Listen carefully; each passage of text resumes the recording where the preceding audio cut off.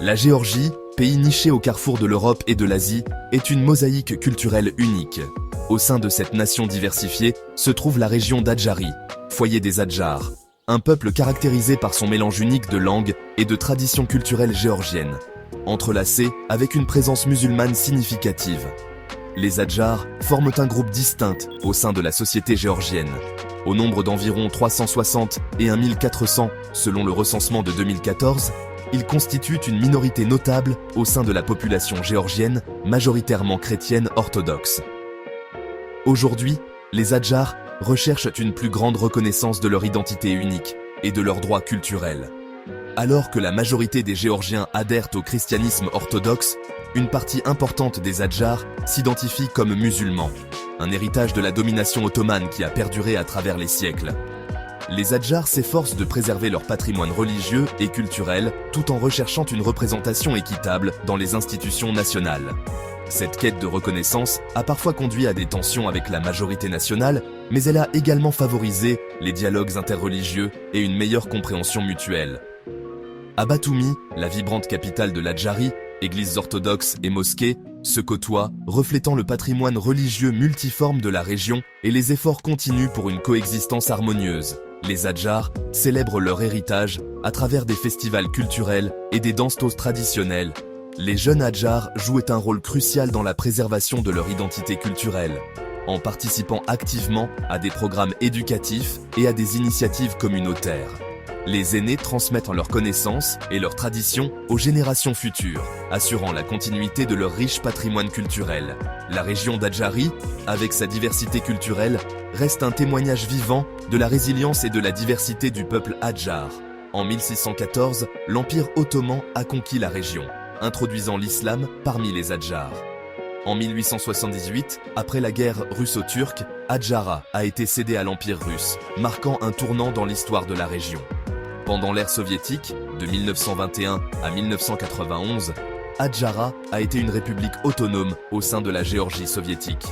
Depuis l'indépendance de la Géorgie en 1991, les Adjars ont continué à lutter pour la reconnaissance de leur identité unique et de leurs droits culturels.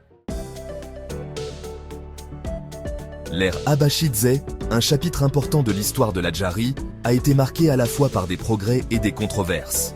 Sous la direction d'Aslan Abashidze, de 1991 à 2004, la région a connu une croissance économique, mais également des troubles politiques et une lutte pour l'autonomie. Après son départ en 2004, l'Adjari a dû relever le défi de redéfinir son identité et sa gouvernance. Les conséquences de ce régime autoritaire ont laissé une empreinte durable sur le paysage politique de la région, façonnant son avenir en profondeur. Les Adjars, en Géorgie, font face à des défis contemporains liés à leur identité et à leur reconnaissance. Les revendications contemporaines des Adjars sont principalement liées à la préservation de leur identité religieuse et culturelle, ainsi qu'à la reconnaissance de leur statut au sein de la Géorgie post-soviétique. Ces revendications ont évolué depuis la chute de l'URSS, lorsque les Adjars ont commencé à exprimer plus ouvertement leurs différences religieuses et culturelles, notamment concernant leur pratique de l'islam.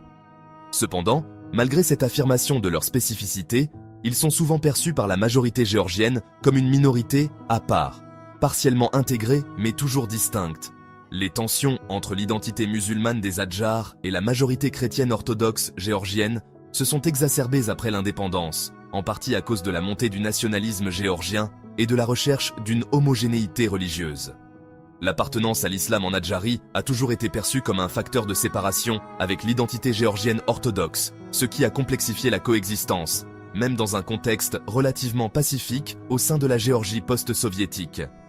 Une des principales revendications des Adjars aujourd'hui concerne le respect de leur pluralisme religieux et la reconnaissance de leur diversité au sein de la société géorgienne. Cela inclut des demandes d'autonomie culturelle et religieuse, notamment dans les domaines de l'éducation et du culte.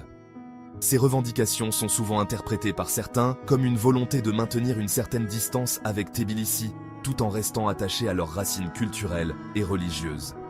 Les défis identitaires auxquels les Adjars font face sont complexes et multidimensionnels. D'un côté, ils sont confrontés à des problèmes de reconnaissance au sein de la société géorgienne, qui tend à minimiser leurs différences religieuses et culturelles en raison de l'importante majorité chrétienne orthodoxe. De l'autre, l'islamisation progressive de la région conjuguée aux influences historiques et politiques, a nourri des tensions internes. La question de l'identité religieuse chez les Adjars n'est pas seulement un enjeu d'appartenance personnelle, mais aussi une question politique et sociale au sein de l'État géorgien. Leurs revendications peuvent être considérées comme une tentative de concilier ces deux identités, souvent perçues comme antagonistes. Cette conciliation nécessite la reconnaissance de la part de la majorité chrétienne géorgienne et de l'État, tout en affirmant leur droit à une autonomie culturelle et religieuse. Enfin, concernant les politiques d'intégration nationale, les Adjars se retrouvent souvent tiraillés entre le besoin de s'intégrer dans une Géorgie moderne et la nécessité de préserver leur spécificité culturelle. Cette dynamique est d'autant plus accentuée par les tensions internes au sein de la région, entre ceux qui aspirent à une plus grande liberté religieuse et ceux qui privilégient l'unité nationale. Alors qu'on explore plus en profondeur les défis identitaires auxquels fait face la minorité adjar, il est crucial d'aborder ces enjeux à travers des perspectives théoriques. Cela nous permet de comprendre non seulement le contexte immédiat, mais aussi les implications plus larges de leur combat. Un cadre d'analyse influent est la théorie de l'identité sociale, proposée par Henry Tajfel et John Turner. Selon cette théorie, le sentiment d'appartenance d'un individu est basé sur son appartenance à un groupe. Pour les Adjars, leur identité est fortement liée à leur héritage culturel et religieux unique. Cette théorie explique pourquoi les Adjars s'efforcent de maintenir leur identité distincte malgré les pressions pour s'assimiler à la majorité nationale. Une autre perspective précieuse est le concept de traumatisme culturel, tel que discuté par Jeffrey C. Alexander. Un traumatisme culturel survient lorsque les membres d'un collectif ont le sentiment d'avoir été soumis à un événement horrible qui laisse des marques indélébiles sur leur conscience collective. Pour les Adjars, la marginalisation historique et les efforts pour éroder leurs pratiques culturelles peuvent être considérés comme des sources de traumatisme culturel. Ce cadre d'analyse nous éclaire sur leurs efforts continus pour récupérer et préserver leur patrimoine. En considérant ces perspectives théoriques, nous acquérons une compréhension plus approfondie des conflits identitaires auxquels sont confrontés les Adjars. Ces cadres d'analyse non seulement mettent en lumière les défis spécifiques de cette communauté, mais offrent également un aperçu plus large de la dynamique des relations entre minorités et majorités à l'échelle mondiale. Essentiellement, le parcours des Adjars n'est pas seulement un enjeu local ou national, mais s'inscrit dans un récit universel de préservation culturelle et d'affirmation identitaire. Alors que nous continuons à explorer leur histoire, nous reconnaissons l'importance de favoriser des sociétés inclusives qui respectent et célèbrent la diversité.